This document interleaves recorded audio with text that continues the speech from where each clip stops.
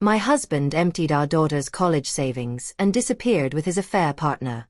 I was crushed until our 12-year-old grinned and declared, "Mom, don't stress.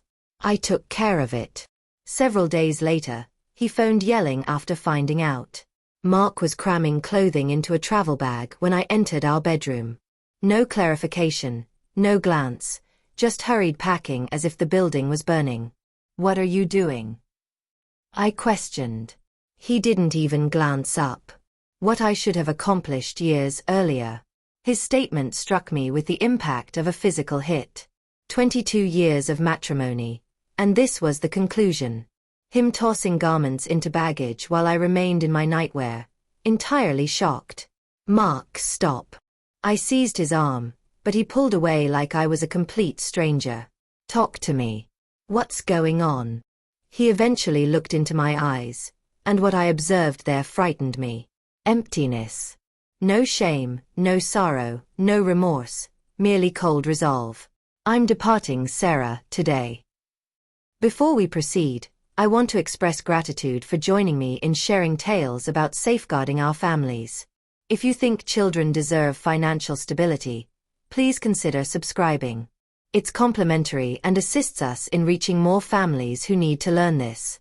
Now, let's discover what Emma uncovered. The space whirled around me. This couldn't be reality. Yesterday we talked about Emma's university applications during dinner. Yesterday he kissed my temple and wished me good night. Yesterday I was a spouse, not whatever I was transforming into at this instant. Is there another person? The inquiry escaped my lips before I could prevent it. Mark hesitated, a button-down shirt midway into the luggage. For merely a moment, I believed I noticed something flash across his expression. Then it vanished. "This isn't regarding anyone else. This concerns me needing to breathe once more." But I understood from the way he wouldn't gaze at me correctly, the manner his phone had been turned down for months, the late conferences that extended later and later. I'd been suppressing these doubts for so long that they'd become ambient sound, but now they shouted at me. "Where will you go?" My voice sounded tiny, pitiful. "I'll work it out." He sealed the suitcase with conclusiveness. "I need you to move my portion of the savings to my individual account." That's when the genuine terror began. Money, Emma's college fund, our shared accounts, everything we'd constructed together. I rushed downstairs, my bare feet smacking against the wooden floors. Emma glanced up from her breakfast, worry marking her 12-year-old face. "Mom, what's the matter?" "Nothing, darling. Dad's simply going on a journey." The falsehood tasted sour. I grabbed my laptop and accessed our bank account with trembling fingers. The page opened and I gazed at the screen in shock. Our checking account displayed $247.83. Our savings account displayed zero. Emma's college fund, the one we'd been contributing to for 12 years, the one that should have contained $75,000, displayed zero. "No." The word emerged as a murmur. "No, no, no." I refreshed the page. The figures didn't alter. I examined the transaction record. 3 days earlier, while I was at my book club gathering, Mark had moved everything. Everything. Not merely his portion, not just our shared money, but Emma's future, also. My hands were trembling so violently I could barely type. I contacted the bank, hoping this was some sort of error. The customer service agent verified what I already understood, but couldn't accept. Mark had complete access to all accounts. The transfers were valid. "Mom." Emma's voice appeared to come from a distance. "You're frightening me." I observed my daughter. Truly observed her. She was still in her school outfit, her dark hair pulled back in a ponytail, her backpack prepared by the entrance. She had no clue that her father had just robbed her future and departed. The sound of footsteps on the staircase made us both turn. Mark appeared, pulling his suitcase behind him. He walked past us like we were objects, heading directly for the front entrance. "That's it." I discovered my voice, and it was stronger than I anticipated. 22 years and you're simply walking away? He stopped with his hand on the doorknob. I left you a voicemail explaining everything. I don't want a voicemail. I want you to look at your daughter and explain why you're deserting her. Emma rose slowly from the breakfast table. She didn't weep, didn't run to him, didn't plead with him to remain. She simply observed him with those intelligent eyes that were so similar to his. Mark glanced at Emma for perhaps 3 seconds. You'll comprehend when you're older, he told her. Then he looked at me. Don't make this more difficult than it needs to be. The door shut behind him with a quiet click that somehow sounded louder than if he'd slammed it. Emma and I stood in the sudden silence of our kitchen. The coffee maker bubbled. The refrigerator hummed. Outside, a car engine started and drove away. Is he returning? Emma asked. I wanted to lie, to protect her, to say that Daddy just needed some time. But looking at her face, I realized she already knew the response. I don't think so, baby. She nodded, processing this information the way she processed everything else in her life with careful thought. Did he take our money? The question surprised me. How could she know to ask that? Some of it, I said cautiously. My college fund too? I couldn't speak. I just nodded. Emma picked up her cereal bowl and carried it to the sink. She rinsed it out, dried it, and stored it away in the cabinet. Then she turned to me with an expression I'd never witnessed before on her young face. Mom, don't worry. I handled it. The words were so unexpected, so calmly stated that I almost laughed. Handled what? She was 12 years old. What could she possibly have handled? But something in her tone made me pause. There was no childish boasting, no empty consolation, just quiet confidence like she knew something I didn't. What do you mean, sweetheart? Emma picked up her backpack and headed toward the door. I'll miss my bus if I don't leave now. We'll talk after school, okay? And then she was gone, leaving me alone in a house that suddenly felt enormous and empty, with questions I couldn't answer and a future I couldn't see. The house felt different that first week without Mark. Not just vacant, but watchful somehow. I found myself weeping at random moments, folding his abandoned clothing, seeing his coffee mug still in the dishwasher, hearing Emma's alarm clock through the walls each morning. But Emma, she moved through our destroyed world like nothing had changed. Every morning at 7:15, she'd appear in the kitchen fully dressed, backpack organized, lunch prepared. She'd kiss my cheek and say, "Have a good day, Mom," in the same cheerful tone she'd used when we were still a complete family. It was disturbing. Are you okay, sweetheart? I asked her one morning, catching her wrist gently as she headed for the door. She looked at me with those serious dark eyes. I'm fine, Mom. Are you? I wasn't fine. I was falling apart piece by piece, but I couldn't tell her that. Just checking on you. I know. She squeezed my hand. But I'm really okay. That evening, I decided to call my sister Janet for advice. As I dialed, I could hear Emma upstairs in her room. The sound drifted down through the floorboards, rapid clicking like she was typing frantically. I assumed she was chatting with friends about the situation, maybe processing her feelings online the way kids do now. Sarah, how are you holding up? Janet's voice was warm with concern. I don't know, I admitted, sinking onto the couch. Emma's being so strong, but I'm worried she's bottling everything up. She hasn't cried once. Some kids process differently. Remember when Dad left? You cried for weeks, but I got angry and broke Mom's favorite vase. The clicking upstairs stopped suddenly, then resumed with even more intensity. What's that sound? Janet asked. Emma's on her computer. Probably homework or games. But even as I said it, something nagged at me. The rhythm was too consistent, too purposeful for games. After I hung up with Janet, I made Emma's favorite dinner, grilled cheese and tomato soup. I knocked on her door around 6:30. Come in, she called. I pushed the door open, carrying her dinner tray. Emma was sitting at her desk, her laptop screen angled away from me.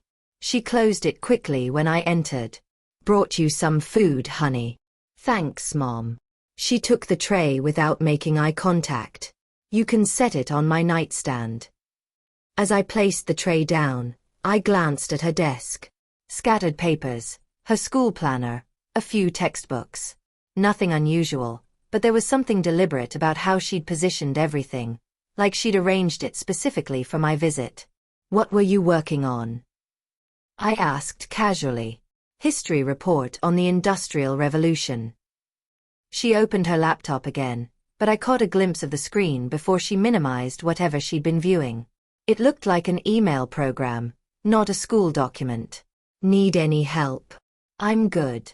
Thanks for dinner. I was dismissed, politely but firmly. I kissed the top of her head and left, but the uneasy feeling lingered. Over the next few days, the pattern continued. Emma maintained her perfect routine while I spiraled deeper into confusion and grief. I'd wake up at 3 o'clock in the morning with panic attacks, checking our bank accounts obsessively, calling Mark's number just to hear his voicemail. Meanwhile, Emma would emerge each morning looking rested and composed. The typing continued every night. Sometimes it went on until nearly midnight. Friday evening, I was putting away Emma's clean laundry when I saw it. A single sheet of paper on her desk, partially hidden under her science textbook. I shouldn't have looked, but something about the formatting caught my eye. It was a printed email thread. The names at the top made my blood freeze. Mark and Rebecca. My hands shook as I pulled the paper out. The messages were dated from 3 weeks ago, before Mark left. They were discussing meeting times, hotel reservations, and something about handling Sarah when the time came. I sat down hard on Emma's bed, staring at the evidence in my hands. My 12-year-old daughter had somehow accessed her father's private emails. How was that even possible? Mom. Emma's voice from the doorway made me jump. She stood there holding her empty dinner plate, looking at me with those calm, assessing eyes. No panic, no embarrassment at being caught, just quiet observation. Emma, where did this come from? She set her plate down and closed her bedroom door behind her. Dad's not very good with passwords. How did you? I started, then stopped. How long have you known about Rebecca? 6 weeks. About the money? I figured that out the day before he left. 6 weeks. While I'd been blissfully unaware, my child had been living with this knowledge. I felt sick. Why didn't you tell me? Emma sat beside me on the bed, suddenly looking more like the 12-year-old she actually was. I wanted to be sure, and I wanted to figure out what to do about it. Honey, this isn't your responsibility. Yes, it is. Her voice was firm. He stole my college fund. He lied to both of us. Someone had to do something. I looked around her room with new eyes. Everything seemed different now. Her organized desk, her careful routine, her unnatural calm. What else do you know? Emma got up and pulled a spiral notebook from under her mattress. She handed it to me without hesitation. The pages were filled with handwritten notes, printed screenshots, diagrams I couldn't understand, and lists of numbers that might have been phone numbers or account information. Emma, what is all this research? She sat back down beside me. Dad thinks he's smart, but he's careless. He utilizes the same password for everything. He doesn't erase his browser history. He doesn't even sign out of his accounts when he's finished. I turned through page after page of careful documentation, financial records, text message screenshots, what appeared to be travel schedules. My daughter had been conducting surveillance on her own father. This is... I struggled for words. This is amazing and frightening. I learned most of it from YouTube tutorials. Computer security is really fascinating once you grasp the fundamentals. Emma, this kind of thing, breaking into someone's accounts, it's not lawful. She looked at me with an expression far too grown-up for her age. Neither is taking $75,000 from your daughter's college savings. The matter-of-fact way she stated it sent shivers down my spine. This wasn't my little girl anymore. This was someone I'd never encountered before. Someone calculating and determined and completely fearless. What are you planning to do with all this information? Emma took the notebook back and shut it carefully. I'm still working on that part. But don't stress, Mom. I've got this handled. There was that phrase again. The same words she'd spoken that morning when her father walked out of our lives. But now they carried a weight that made me realize I might not know my own daughter at all. Show me everything, I said, my voice barely stable. Emma hesitated for the first time since this nightmare began. Mom, some of it's pretty awful. Show me. She opened her laptop and brought up a folder labeled Science Fair Project. Inside were dozens of subfolders with names like financial records, communication logs, and identity theft evidence. My stomach tightened. It started with Dad's second phone, Emma said, clicking on a folder. He thought he concealed it in his closet, but I saw him checking it one night when he thought I was sleeping. The screen filled with photographs Emma had taken through Mark's bedroom door. Blurry, but clear enough to show him texting on a device I'd never seen before.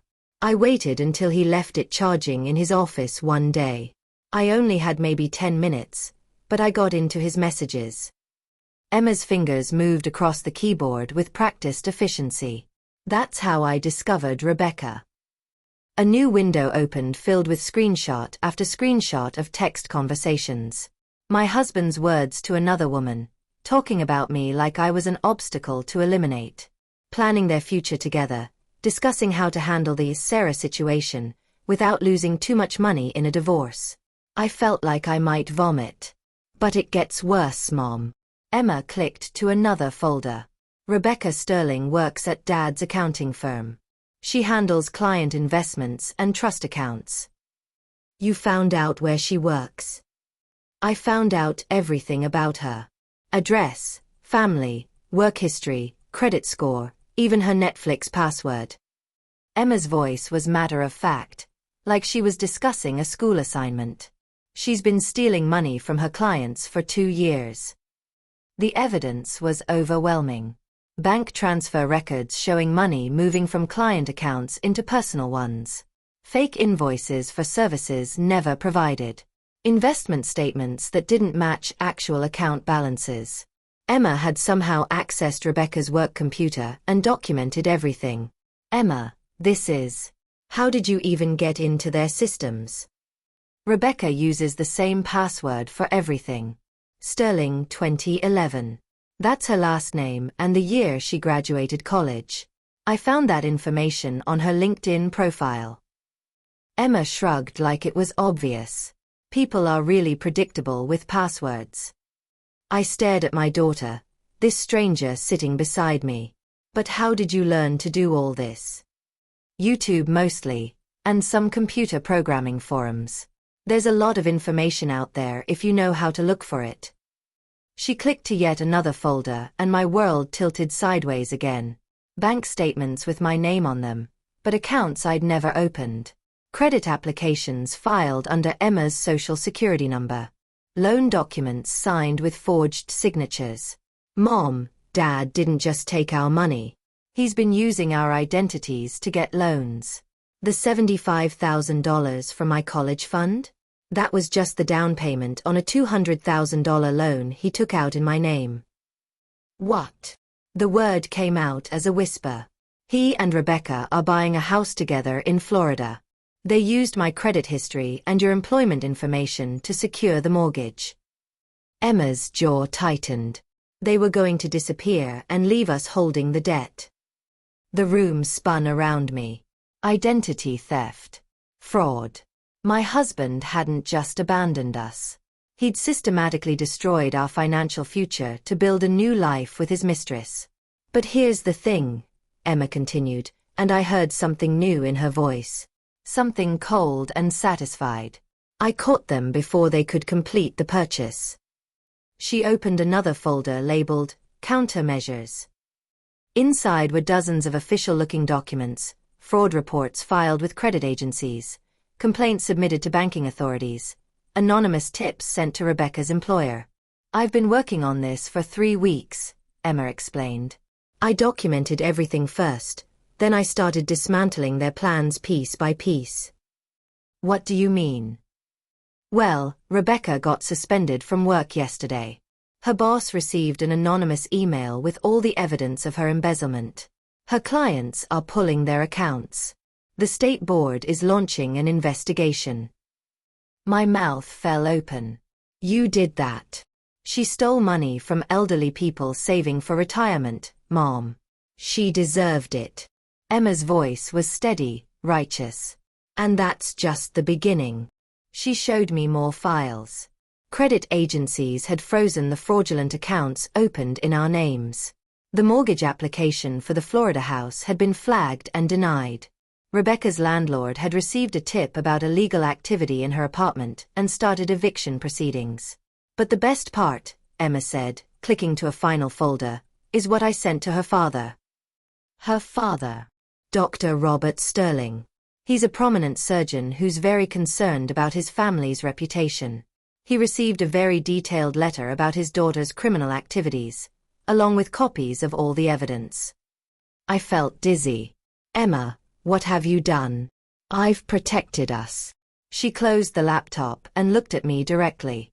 Dad thought he could steal from us and walk away clean. He thought we'd be too broken and stupid to fight back. He was wrong.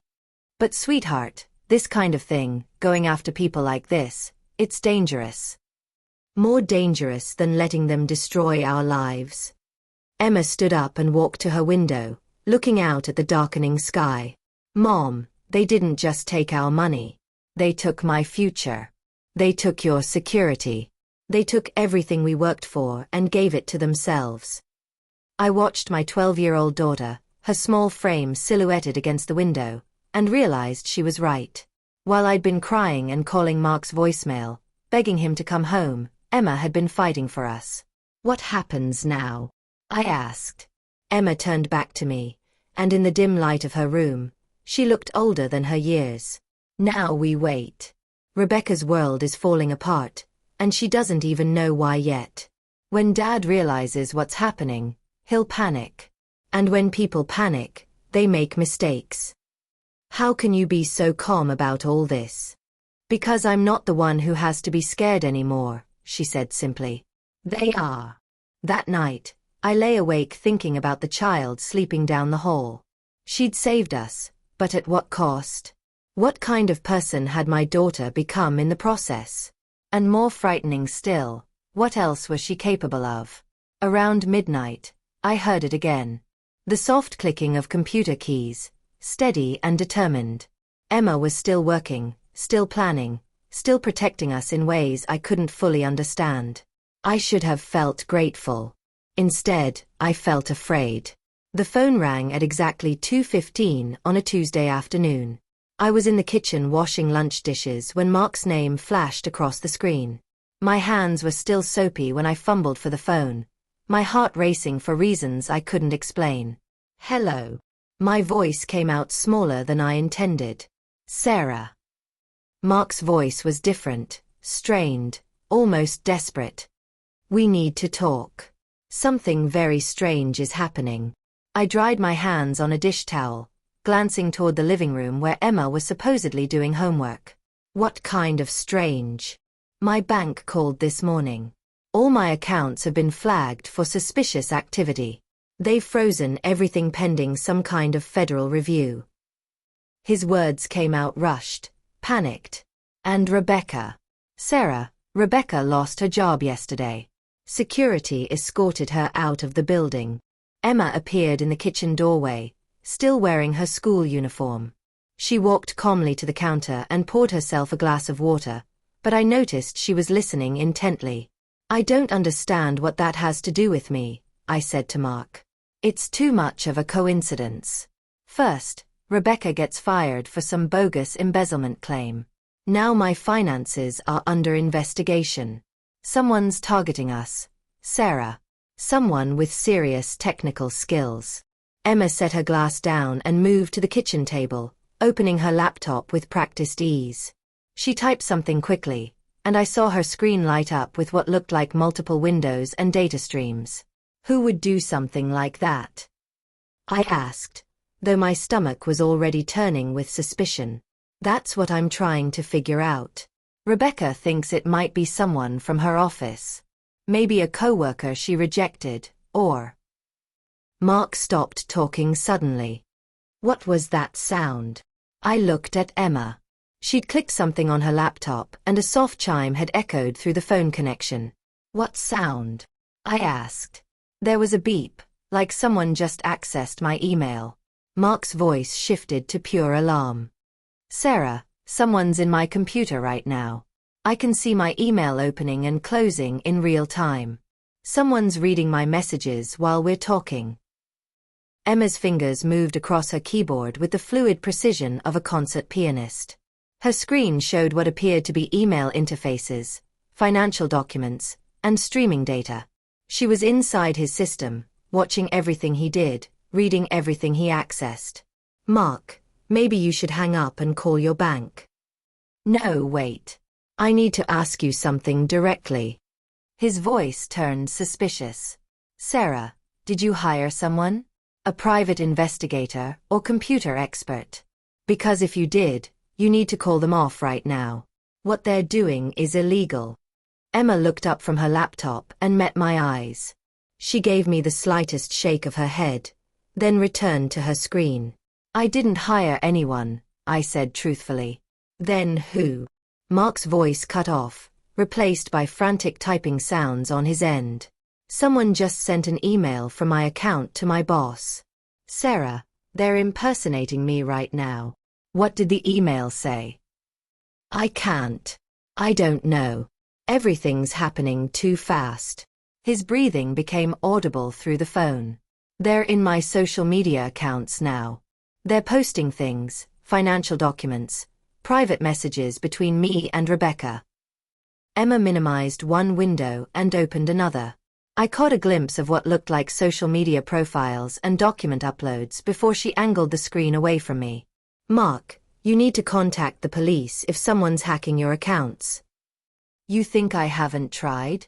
The police said that if the information being posted is true, then it's not harassment, it's whistleblowing. But how would anyone have access to true financial documents unless they were? He stopped. Unless they were inside my actual accounts. The realization was hitting him. Someone wasn't posting fake information about him. Someone was posting real evidence of his crimes. Sarah, I need you to understand something. The money I took, I was planning to pay it back. Rebecca and I were going to make it work, and then I was going to quietly replace everything. Nobody was supposed to get hurt. But you did take it. Temporarily. As a loan. Rebecca had this investment opportunity that was guaranteed to double our money within 6 months. His voice was becoming more desperate with each word. We were going to surprise you and Emma with even more money than what was originally there. Emma looked up from her laptop again, and I saw something in her expression I'd never seen before. Not anger, not hurt, but cold calculation. She was listening to her father spin lies about stealing from his own family, and she was taking notes. Mark, that's not how loans work. You can't take someone else's money without their permission and call it a loan. You don't understand the pressure I was under. Rebecca's father was threatening to cut her off financially if she didn't prove she could support herself. She needed that money to buy the house, to show him she was serious about building a future. So you stole our daughter's college fund to impress your girlfriend's father? It wasn't stealing. Mark's voice cracked. It was an investment in all of our futures. Rebecca's family has connections. Once her father accepted her choices, he was going to help me start my own firm. We would have been wealthy, Sarah. Wealthy enough to pay for Emma's college 10 times over. Emma closed her laptop with a quiet snap and stood up. She walked to where I was standing and gently took the phone from my hand. Hi, Dad. Her voice was perfectly calm. Emma, sweetheart, thank God. Emma, someone is doing terrible things to me and Rebecca. They're making us look like criminals. You have to tell your mother that I would never steal from you. Never. But you did steal from me. Emma's tone remained conversational, like she was discussing the weather. You took $75,000 from my college account and used it as collateral for a mortgage application in Florida. The silence on Mark's end stretched for nearly 10 seconds. Emma, who told you that? Nobody told me. I found out myself. Along with copies of the forged loan documents where you used my social security number to secure additional credit. That's impossible. You're 12 years old. You couldn't possibly understand. I understand that you committed identity theft. I understand that Rebecca embezzled money from her clients. I understand that you both planned to disappear to Florida and leave Mom and me responsible for the debt you created. Emma, listen to me very carefully. Adults sometimes make complicated financial decisions that children can't fully grasp. What looks wrong to you might actually be. I have copies of everything, Dad. Every email between you and Rebecca. Every forged document. Every illegal transaction. I've been watching you for weeks. Mark's breathing became labored. You've been watching me? Emma, what does that mean? It means I know about the second phone you thought you hid so well. I know about the fake investment accounts Rebecca created to hide the money she stole. I know about the house you tried to buy using my identity. Emma's voice never wavered. And I know that when the money ran out and Rebecca got fired, she stopped returning your calls. How could you possibly know about Rebecca not returning my calls? Because I'm monitoring all your communications. I've been watching both of you destroy yourselves piece by piece. Emma sat down at the kitchen table, still holding the phone with complete composure. Rebecca blocked your number yesterday after her father cut her off financially. She's already started dating someone else. The sound that came through the phone was somewhere between a sob and a scream. Emma, please. I know I made mistakes, but I'm still your father. I love you. I love your mother. I never meant for things to go this far. You chose her over us, Dad. You chose money over your family. You chose to steal my future to pay for your new life. Emma's voice remained steady, factual. Actions have consequences. You taught me that when you walked out of our house with your suitcase. Emma, I'm begging you. Whatever you've done, whatever you know, please just stop. I have nothing left. I'm living in my car because I can't pass a credit check to rent an apartment.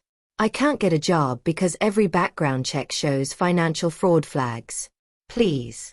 Emma looked at me as she spoke her final words to her father. You taught me something important, Dad. You taught me that the people who are supposed to protect you sometimes don't. So you have to protect yourself. And with that, she hung up the phone. The silence that followed was deafening. Emma set the phone on the counter and looked at me with those calm, serious eyes. He won't call back, she said matter-of-factly. How do you know? Because now he knows I'm watching. And he knows that every move he makes, I'll see coming. She picked up her laptop and headed toward her room. I have homework to finish. I stood alone in my kitchen, finally understanding that my 12-year-old daughter had just systematically dismantled a grown man's entire life, and that he deserved every second of it. I stood in my kitchen long after Emma had disappeared into her room, staring at the phone in my hands. My daughter had just destroyed her father with the same calm precision most kids use to complete homework assignments. The silence felt heavy, almost suffocating. Part of me wanted to feel guilty. Part of me wanted to march into Emma's room and demand she undo whatever digital warfare she'd unleashed. But a larger part of me, a part one wasn't sure I recognized, felt fierce pride. My 12-year-old had protected us when I couldn't protect myself. The next morning, Emma appeared at breakfast looking exactly like any other middle schooler getting ready for her day. She ate her cereal, checked her backpack, and kissed my cheek goodbye as if she hadn't spent the previous evening systematically destroying two adults' lives. Emma, wait. I caught her arm gently as she headed for the door. Are you okay? She tilted her head, considering the question with that serious expression I'd grown to know so well. "I'm fine, Mom. Why wouldn't I be? Because of what happened yesterday with your father? What about it?" Her complete lack of emotional response unnerved me. "Honey, you just had a very intense conversation with Dad. It's normal to feel upset or confused or—" "I'm not upset." Emma adjusted her backpack straps. "I'm relieved. Now he knows that I know what he did, and he knows there are consequences for stealing from his family." "But don't you miss him? Even a little?" Emma paused at the front door, her hand on the doorknob. "I missed the dad I thought he was. But that person was never real, was he? He was just a character Dad played when it was convenient." The matter-of-fact way she analyzed her own feelings terrified me. Where was the anger, the hurt, the desperate hope that maybe Daddy would apologize and come home? "Emma, I think it would be good for you to talk to someone. A counselor who can help you work through these big emotions." "I'm not having big emotions, Mom. I'm having appropriate emotions." She opened the door. "But if it makes you feel better, I don't mind talking to someone." After Emma left for school, I called our pediatrician's office. Dr. Martinez recommended a child psychologist named Dr. Patricia Reeves, who specialized in family trauma and gifted children. Gifted children often process difficult situations differently than their peers, Dr. Martinez explained. They might intellectualize emotions rather than feeling them in traditional ways. Dr. Reeves could see Emma the following week, but in the meantime, I found myself studying my daughter like she was a puzzle I needed to solve. She maintained her normal routine, school, homework, helping with dinner, but there were subtle changes I hadn't noticed before. She'd taken over our household finances completely, creating detailed spreadsheets that tracked our reduced income and projected our expenses for the next year. She'd researched legal aid services and compiled a folder of information about divorce proceedings and asset recovery. "Mom, you need to file for divorce immediately," she told me one evening while I was paying bills at the kitchen table. "Every day you wait gives Dad more time to hide assets or create additional debt in your name." "Emma, these are grown-up concerns. You don't need to worry about. Someone has to worry about them." She sat down across from me. "You're depressed, which is understandable, but not productive right now. I'm not depressed, so I can think clearly about what needs to happen next." Her clinical assessment of my mental state stung because it was completely accurate. I had been wallowing, hoping somehow this nightmare would resolve itself. Emma was the only one taking concrete steps to secure our future. Dr. Reeves' office was decorated in soothing blues and greens, with children's artwork covering one wall. I expected Emma to be nervous about her first therapy session, but she walked in like she was attending a business meeting. "Emma, I'm Dr. Reeves.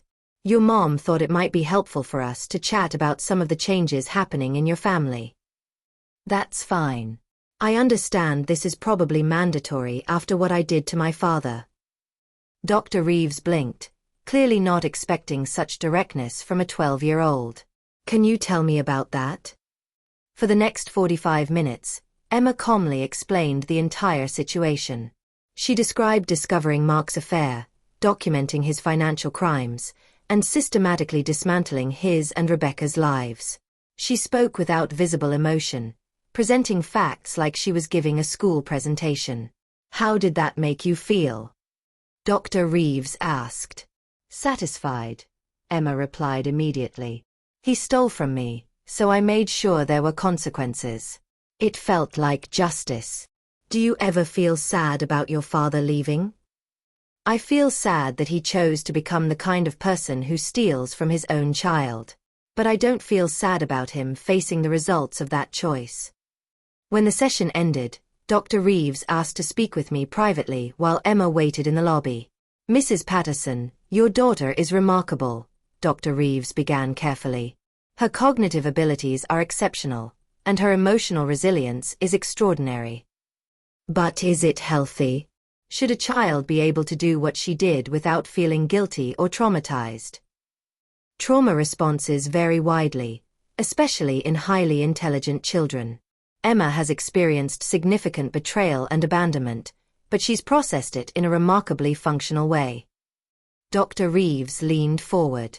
Some children fall apart when faced with this level of family dysfunction. Others, particularly those with strong analytical skills, respond by taking control of their environment. So she's okay? She's more than okay. She's adapted. The question is whether you're comfortable with who she's becoming. That evening, I found Emma in her room working on her laptop again. But when I looked over her shoulder, it wasn't surveillance software or hacking tools on her screen. It was a Word document titled Digital Safety for Families, Warning Signs and Protection Strategies. What's this, sweetheart? I'm writing a guide for other kids whose parents might be stealing from them, and for adults who don't know how to spot financial fraud. She scrolled down to show me detailed sections about password security, recognizing forged documents, and protecting personal information. The document was sophisticated, clearly written, and incredibly thorough. My daughter was turning her traumatic experience into educational content that could help other families. Emma, this is incredible. Where did you learn to write like this? I've been researching family financial fraud for weeks. You'd be surprised how common it is. She saved the document. Mrs. Henderson at school asked me to present this to the PTA next month. Apparently, 3 other families in our district have discovered similar problems with missing money and identity theft. I stared at the screen, reading her clear, practical advice. She wasn't just surviving what Mark had done to us. She was transforming it into something that could protect others. How do you feel about presenting this to adults? Nervous, but excited. Most people don't understand how easy it is to protect yourself if you just know what to look for. She closed her laptop and looked at me seriously. Mom, can I ask you something? Of course. Are you ashamed of what I did to Dad? The question caught me completely off guard. Ashamed? Emma, you saved us. You protected our family when I couldn't. But you've been looking at me differently lately, like you're worried about me. I sat on her bed, choosing my words carefully. I'm not worried about what you did, sweetheart. I'm worried about what it cost you. What you accomplished was amazing, but it required you to become someone harder than any child should have to be. Do you think I'm damaged? No. The answer came immediately and with complete certainty. I think you're stronger than I ever imagined possible. But I also think that strength came with a price, and I want to make sure you're okay with who you're becoming. Emma leaned against me, and for a moment, she felt like my little girl again instead of the formidable person she'd become. I don't feel damaged, Mom. I feel like I finally understand how the world really works. And understanding something means you can protect yourself from it. What about protecting others? That's why I'm writing the guide. If I can help other families avoid what we went through, then maybe something good came from Dad's choices. That night, as I tucked Emma into bed, she asked one final question that broke my heart and filled me with pride simultaneously. Do you think Dad ever really loved us? I think he loved the idea of us. But when loving us became inconvenient, he chose himself instead. That's what I thought too. She pulled her stuffed elephant closer. Good night, Mom. Good night, sweetheart. I turned off her light and stood in the hallway, processing everything Dr. Reeves had said. Maybe Emma wasn't broken. Maybe she was exactly what she needed to be to thrive in a world where people you trust could betray you completely. Maybe I wasn't raising a damaged child. Maybe I was raising an extraordinary young woman who would use her strength to protect others the way she'd protected us. 6 months later, I was stacking books in the children's section of Millburg Community Library when my supervisor approached with a nervous expression. Sarah, there's a reporter here asking about your daughter, Linda whispered, glancing toward the front desk where a woman in a pressed suit waited with a notepad. My heart stopped. What kind of reporter? She says she's investigating the Rebecca Sterling embezzlement case. Apparently, someone tipped her off that the anonymous whistleblower might be connected to our area. I walked to the front desk on unsteady legs. The reporter smiled professionally and extended her hand. Mrs. Patterson, I'm Jennifer Walsh from Channel 7 News.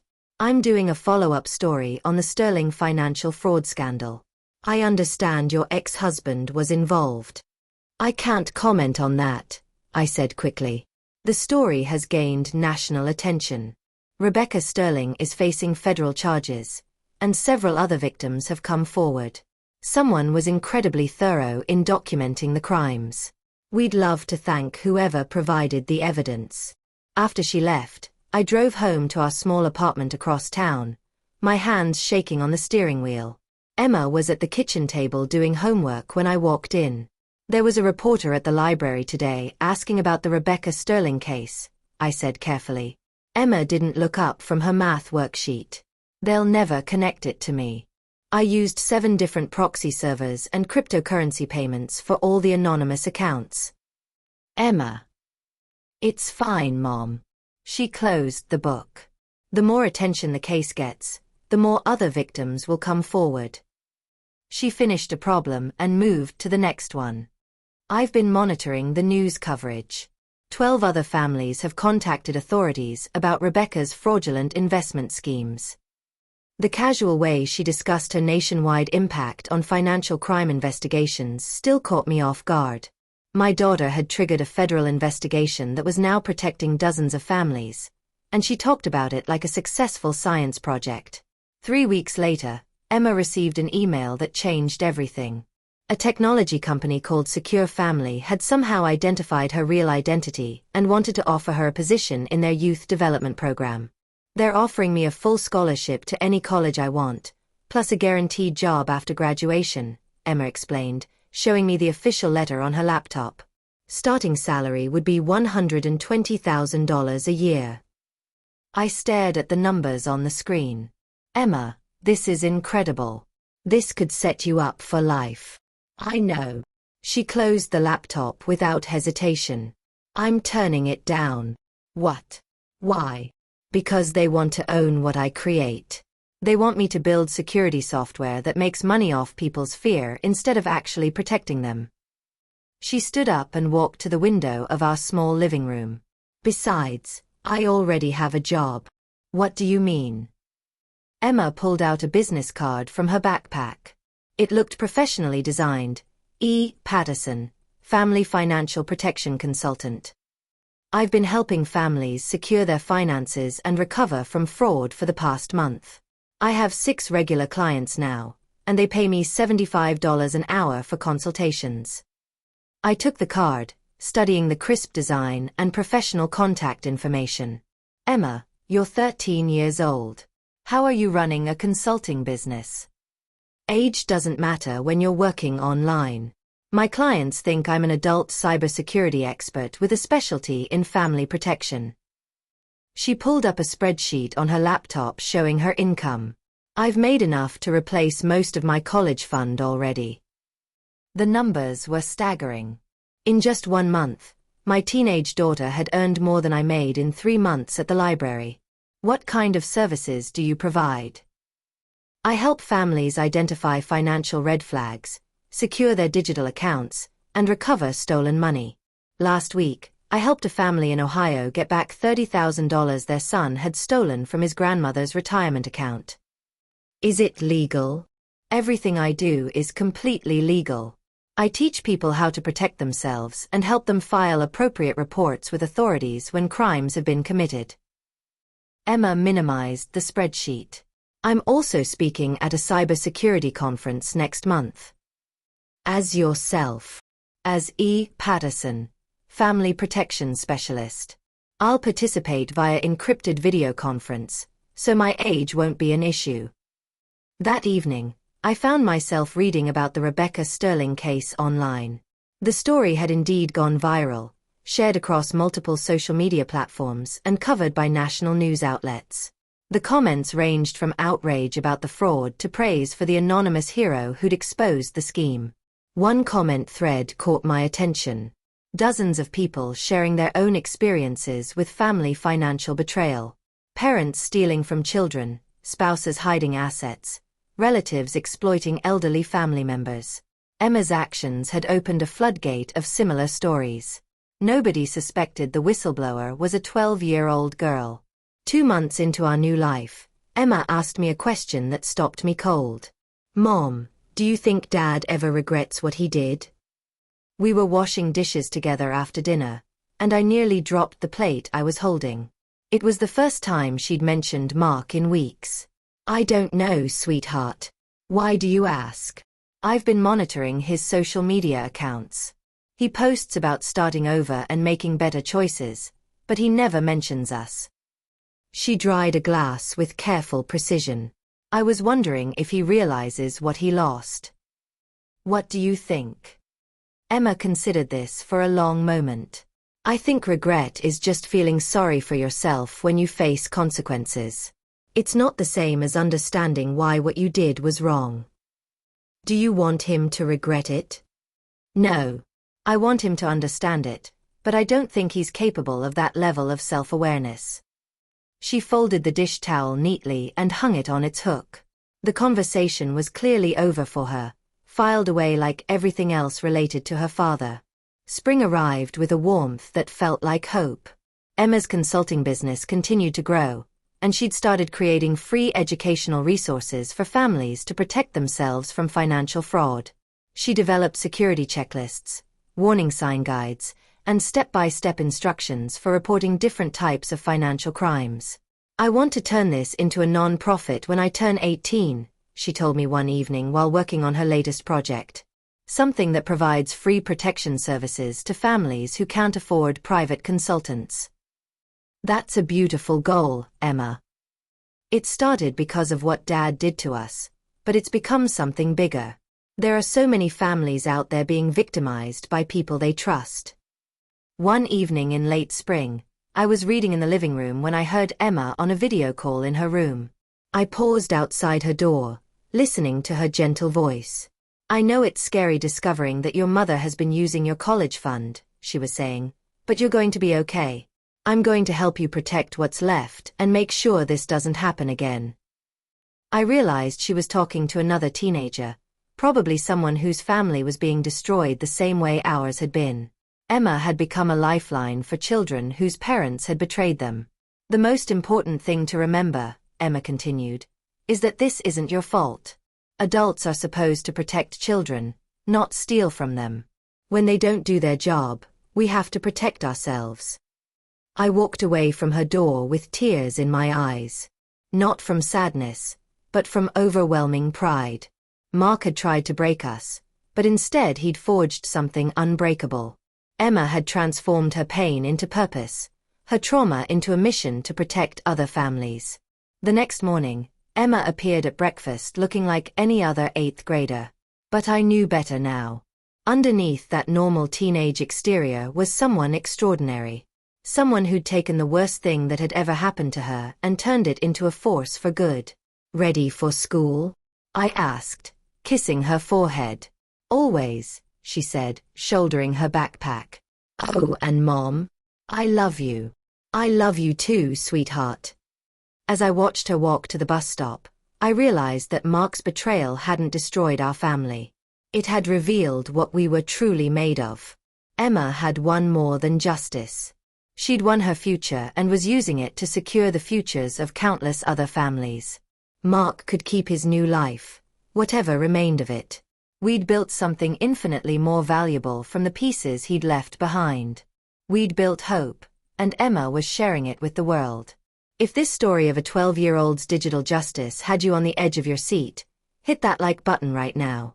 My favorite part was when Emma calmly told her father, "You chose her, so live with her," before hanging up.